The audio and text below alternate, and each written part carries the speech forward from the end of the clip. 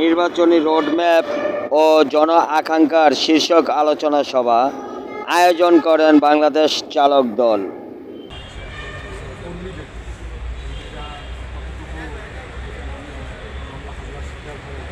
এখন তাদের যে ট্যাক্সি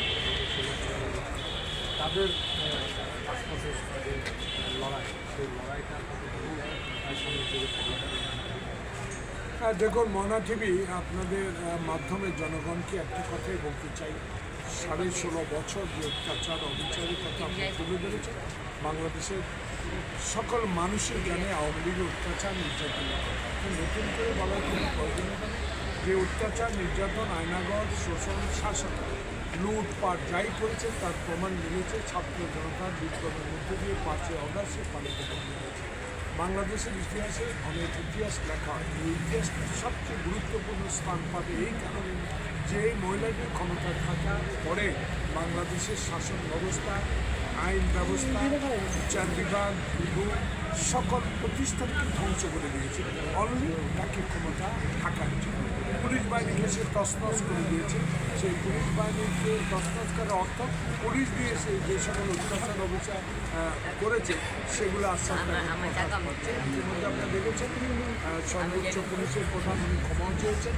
ঢাকা মহানগরের যে সর্বোচ্চ দায়িত্বে আছেন উনিও ক্ষমা চেয়েছেন। এই ক্ষমায় কোনো লাভ হবে না। লাভ হবে একটাই, যদি উদাহরণ সৃষ্টি করতে পারে সরকার বা পরবর্তীতে যে সরকার আসবে সেই সরকার যদি এই নীতিগুলো নির্যাতনের উদাহরণ সৃষ্টি করে আইনের আওতায় এদেরকে সাজা দিতে পারে, তাহলে ইতিহাস একটা গুরুত্বপূর্ণ স্থানে এগুলো দেখা যায়।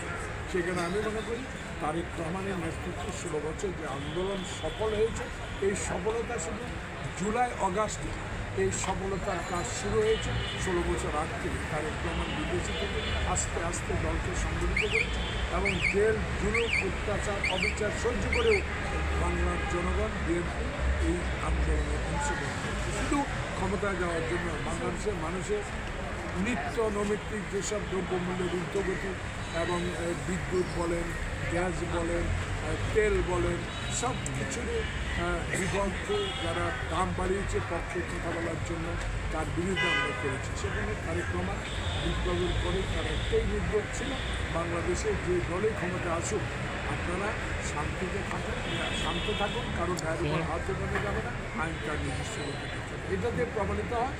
পরবর্তীতে যে নির্বাচন এই দেশে হবে সেই নির্বাচনে স্পষ্ট জনগণ বা আমি একজন রাজনৈতিক কর্মী হিসেবে বুঝতে পারি যে বাংলাদেশ জাতীয়তাবাদী শক্তি যারা আন্দোলনে ছিল তাদের সমন্বয়ে যে জোট নির্বাচন করবে বা নির্বাচনের পর যারাই ক্ষমতা আসুক একটা সম্মিলিতভাবে একটা সরকার গঠন করে দেশে বিগত দিনে অত্যাচার অবিচার থাকা না ছিল। সেই জন্য আমি আশাবাদী যে বাংলাদেশ জাতীয়তাবাদী দল আছে একটা সুষ্ঠু নির্বাচন নতুন বছরে কি এই প্রত্যাশা থাকবে? নতুন বছরের দাবি একটাই, মুগ্ধ খোকনের রক্তে অর্জিত যে দ্বিতীয় স্বাধীনতা, সেই স্বাধীনতা রক্ষা করতে এই ইন্টেরিয়াম গভর্নমেন্ট যতই সংস্কারে হাত দেয় আমাদের বাধা নেই। এমন সংস্কারে হাত দেওয়া যাবে না যে সংস্কার করতে সময় থাকে। অতএব এই সরকার উচিত অন্তিম একটি সুষ্ঠু নির্বাচন। Thank you.